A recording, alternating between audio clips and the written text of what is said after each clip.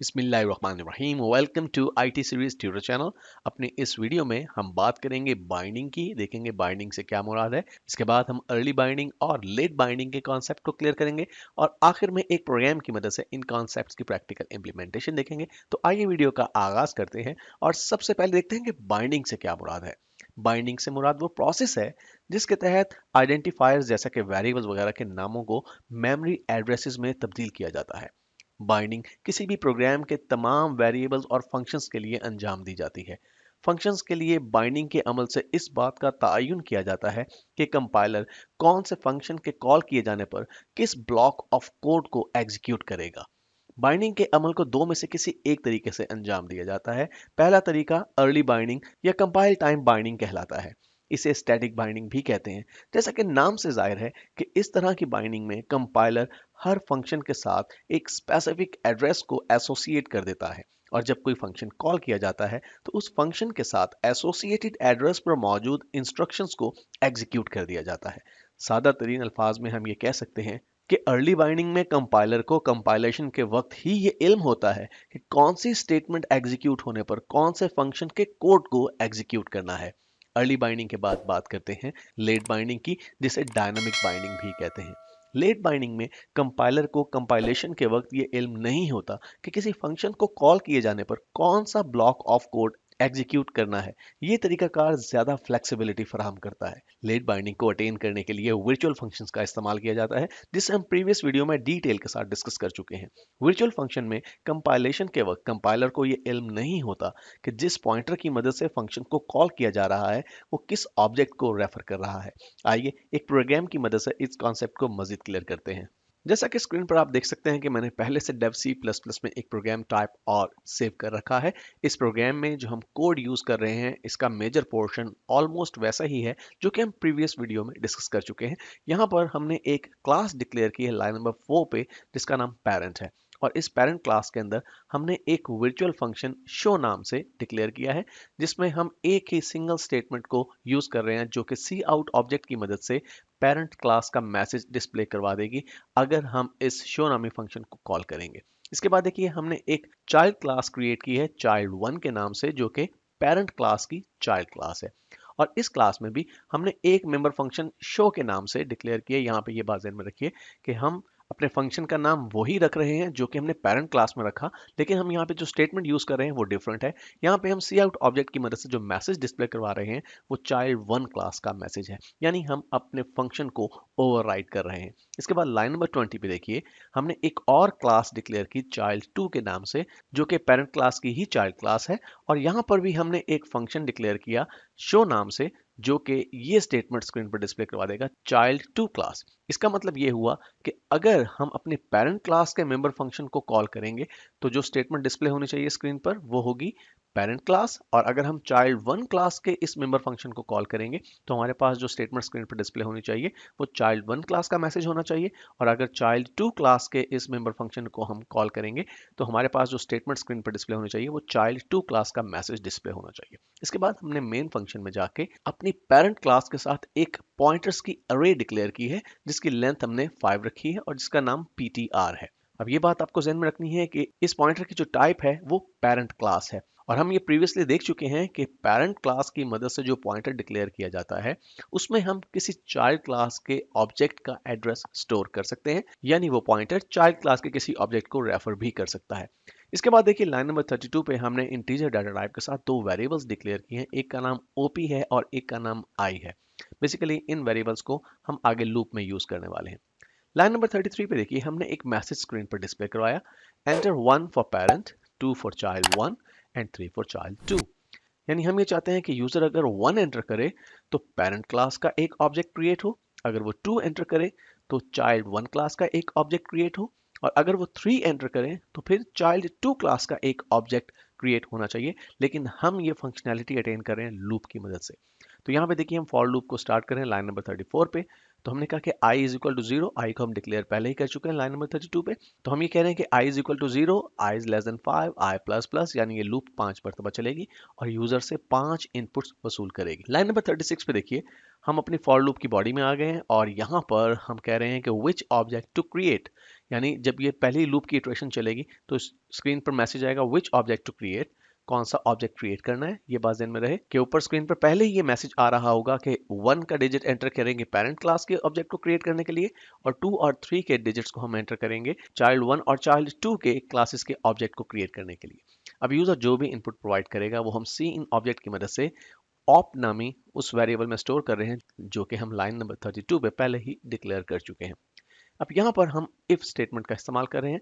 हमें कह रहे हैं कि अगर ऑप में 1 की वैल्यू स्टोर है, यानी ऑप इज इक्वल टू 1, अगर ऐसा है तो फिर हमें कौन सा ऑब्जेक्ट क्रिएट करना है, हमें अपनी पेरेंट क्लास का ऑब्जेक्ट क्रिएट करना है। तो हमने यहाँ पर देखिए क्या तरीकाकार इख्तियार किया। हमने अपने पॉइंटर के इंडेक्स पोजीशन का इस्तेमाल किया, यानी पॉइंटर की जो भी इंडेक्स पोजीशन है उसे रेफर कर दें किसकी तरफ, न्यू ऑब्जेक्ट ऑफ पेरेंट की तरफ, यानी पेरेंट क्लास का एक ऑब्जेक्ट बना दें और हमारे पॉइंटर की जो करंट इंडेक्स पोजीशन है उसे आप रेफर कर दीजिए पेरेंट क्लास के उस ऑब्जेक्ट की तरफ। लेकिन ऐसा तब होगा अगर यूजर ने 1 का डिजिट एंटर किया होगा। अगर यूजर ने 1 का डिजिट एंटर नहीं किया तो ये इफ पार्ट एग्जीक्यूट नहीं होगा, बल्कि लाइन नंबर 40 पे जो एल्स इफ स्टेटमेंट है उसे इवेल्युएट किया जाएगा। अगर ऑप में 2 की वैल्यू स्टोर हुई तो फिर हमें चाइल्ड 1 क्लास का एक ऑब्जेक्ट क्रिएट करना है, और यहाँ पे हम ऐसा ही कर रहे हैं कि ptr यानी जो भी करंट इटरेशन चल रही होगी हमारी लूप की, अगर फर्स्ट इटरेशन है तो हमारी जो i की वैल्यू वो 0 होगी। तो यानी पॉइंटर अरे की 0 इंडेक्स पोजीशन पर क्या चीज स्टोर कर दीजिए, एक न्यू ऑब्जेक्ट का एड्रेस स्टोर कर दीजिए जो कि चाइल्ड 1 क्लास का ऑब्जेक्ट होगा। वरना अगर ऐसा नहीं होता, यानी अगर 1 भी नहीं है ओपी में और 2 भी नहीं है ओपी नामी उस वेरिएबल में, तो फिर क्या करें, तो फिर हमारे पॉइंटर की उस 0 इंडेक्स पोजीशन पर, चूंकि हम ये एज्यूम करें कि फर्स्ट इटरेशन चल रही है, चाइल्ड 2 क्लास के एक न्यू ऑब्जेक्ट को क्रिएट करके उसका एड्रेस जो वो स्टोर कर दीजिए पॉइंटर अरे की 0 इंडेक्स पोजीशन पर। तो इस तरह से जो फर्स्ट इटरेशन होगी हमारी लूप की, उसमें जो भी ऑब्जेक्ट क्रिएट हुआ होगा, चाहे वो पेरेंट क्लास का ऑब्जेक्ट हो, चाहे वो चाइल्ड 1 क्लास का ऑब्जेक्ट हो, चाहे वो चाइल्ड 2 क्लास का ऑब्जेक्ट हो, हमारी जो पॉइंटर की अरे है उसके 0 इंडेक्स पोजीशन पर उस ऑब्जेक्ट का एड्रेस स्टोर हो जाएगा। इस तरह से 5 मरतबा लूप की बॉडी इटरेट करेगी और हर मरतबा यूजर के इनपुट करदा डिजिट की मुनासबत से एक ऑब्जेक्ट क्रिएट किया जाएगा और उस ऑब्जेक्ट का एड्रेस स्टोर कर दिया जाएगा हमारी पॉइंटर अरे की 1, 2, 3 या 4th इंडेक्स पोजीशन पर, डिपेंड करेगा कि कौन सी इटरेशन चल रही है लूप की। इस तरह से हमारे 5 ऑब्जेक्ट्स क्रिएट हो गए। इसके बाद देखिए लाइन नंबर 45 पे हम दोबारा से फॉर लूप का इस्तेमाल करें, लेकिन अब की बार हम ऐसा क्यों कर रहे हैं, एक्चुअली अब की बार हम अपने तमाम ऑब्जेक्ट्स का इस्तेमाल करते हुए जो कि क्रिएट किए जा चुके हैं, हम उस शो नामी मेंबर फंक्शन को कॉल करना चाहते हैं जो कि हम पेरेंट क्लास और चाइल्ड क्लासेस के अंदर डिक्लेयर कर चुके हैं। अब डिपेंड करेगा इस बात पे कि पॉइंटर अरे की किस इंडेक्स पोजीशन पर किस क्लास का ऑब्जेक्ट मौजूद है, क्योंकि हमें नहीं पता कि यूजर ने पांचों मरतबा क्या 1 का डिजिट एंटर किया या पहले 1 फिर 2 फिर 3 और फिर 1 2 का डिजिट एंटर किया, हम नहीं जानते, कंपाइलर भी नहीं जानता। अब यहाँ पे एक्चुअली उस क्लास के ऑब्जेक्ट का फंक्शन कॉल किया जाएगा जिस क्लास का एड्रेस पॉइंटर की करंट इंडेक्स पोजीशन पर मौजूद होगा। यानी जब हमारी लूप की फर्स्ट इटरेशन चलेगी तो i की वैल्यू 0 है। अब पॉइंटर अरे की 0 इंडेक्स पोजीशन पर अगर पेरेंट क्लास के ऑब्जेक्ट का एड्रेस स्टोर्ड है तो फिर पेरेंट क्लास में मौजूद मेंबर फंक्शन को कॉल किया जाएगा और उसकी स्टेटमेंट स्क्रीन पर डिस्प्ले हो जाएगी। इसके बाद लूप की सेकंड इटरेशन चलेगी और सेकंड इटरेशन पर i की वैल्यू बढ़कर 1 हो जाएगी। एज्यूम कीजिए कि पॉइंटर अरे की जो सेकंड इंडेक्स पोजीशन थी वहां पर चाइल्ड क्लास 1 का एक ऑब्जेक्ट स्टोर था। तो अब की बार जब लाइन नंबर 46 का कोड एग्जीक्यूट होगा, चूंकि हमारी पॉइंटर अरे की सेकंड इंडेक्स पोजीशन पर एक चाइल्ड क्लास के ऑब्जेक्ट का एड्रेस मौजूद है, इसलिए शो नामी मेंबर फंक्शन को जब कॉल किया जाएगा तो पेरेंट क्लास में से कॉल नहीं किया जाएगा, बल्कि जिस चाइल्ड क्लास का ऑब्जेक्ट सेकंड इंडेक्स पोजीशन पर मौजूद होगा पॉइंटर अरे में, उसके मेंबर फंक्शन को कॉल किया जाएगा। तो इस तरह से यहाँ पे आप देख सकते हैं कि कंपाइलर कंपाइलेशन के वक्त कंफर्म नहीं है कि जब शो नामी मेंबर फंक्शन को कॉल किया जाएगा तो क्या पेरेंट क्लास में से मेंबर फंक्शन को एग्जीक्यूट करना है, चाइल्ड 1 में से एग्जीक्यूट करना है या चाइल्ड 2 में से एग्जीक्यूट करना है। इसी चीज का नाम लेट बाइंडिंग है। आइए इस प्रोग्राम को कंपाइल और एग्जीक्यूट करके देखते हैं।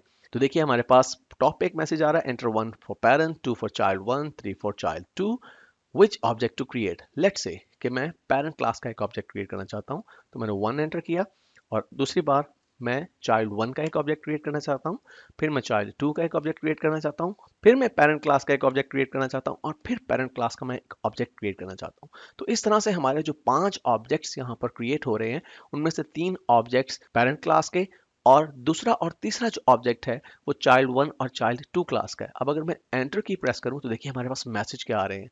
हमारे पास मैसेज आ रहा है पेरेंट क्लास पहली मर्तबा में क्योंकि हमने पहली मर्तबा में 1 एंटर किया था तो हमारी पेरेंट क्लास का एक ऑब्जेक्ट क्रिएट हुआ था और उस ऑब्जेक्ट की मदद से ही इस शो नामी मेंबर फंक्शन को यहाँ पर लाइन नंबर 46 पर कॉल किया गया। तो पेरेंट क्लास में मौजूद जो फंक्शन था उसकी स्टेटमेंट वहाँ पर एग्जीक्यूट होगी। इसके बाद हमने जब 2 एंटर किया अपनी फर्स्ट लूप की सेकेंड इटरेशन में तो हमारी एक्चुअली चाइल्ड 1 क्लास का एक ऑब्जेक्ट क्रिएट हुआ और इसका मतलब ये हुआ कि हमारी पॉइंटर अरे की सेकेंड इंडेक्स पोजीशन पर चाइल्ड 1 के एक ऑब्जेक्ट का एड्रेस स्टोर था। इसलिए जब ये लाइन नंबर 46 का कोड एग्जीक्यूट हुआ सेकंड लूप में तो देखिए हमारे पास मैसेज क्या आ रहा है, चाइल्ड 1 क्लास, यानी हमारी चाइल्ड 1 क्लास में जो फंक्शन था शो वो एग्जीक्यूट हुआ, ना कि पेरेंट क्लास का फंक्शन एग्जीक्यूट हुआ। तो इसी तरह से तमाम इटरेशंस में आप देख रहे हैं कि जो ऑब्जेक्ट क्रिएट हुआ उसी की मुनासबत से मेंबर फंक्शन को कॉल किया गया। अब मैं इस कोड में अगर बड़ा माइनर सा एक चेंज कर दूं, मैं इसे क्लोज करता हूँ और टॉप पे जाके सिंपली यहाँ से वर्चुअल का वर्ड जो है रिमूव कर देता हूँ। और ऐसा करने के बाद मैं इसे सेव करता हूँ और सेव करने के बाद मैं दोबारा से इसे कंपाइल और एग्जीक्यूट करता हूँ। प्रोग्राम बिल्कुल ठीक से चलेगा। लेकिन अब अगर मैं लेट से के 2 3 2 3 2, अब जो मैंने पांचों के पांचों ऑब्जेक्ट्स क्रिएट किए हैं वो सब के सब चाइल्ड क्लासेस के ऑब्जेक्ट्स हैं, लेकिन चूंकि हमने वर्चुअल का कीवर्ड यूज नहीं किया इसलिए अब लेट बाइंडिंग का इस्तेमाल नहीं किया जा रहा बल्कि अर्ली बाइंडिंग का इस्तेमाल किया जा रहा है। और कंपाइलर ने पहले ही ये डिसाइड कर लिया कि जब भी शो नामी मेंबर फंक्शन को कॉल किया जाएगा तो मैंने पेरेंट क्लास में मौजूद मेंबर फंक्शन को ही कॉल करना है। इसी वजह से आपको हर मर्तबा पेरेंट क्लास का मैसेज स्क्रीन पर नजर आ रहा है।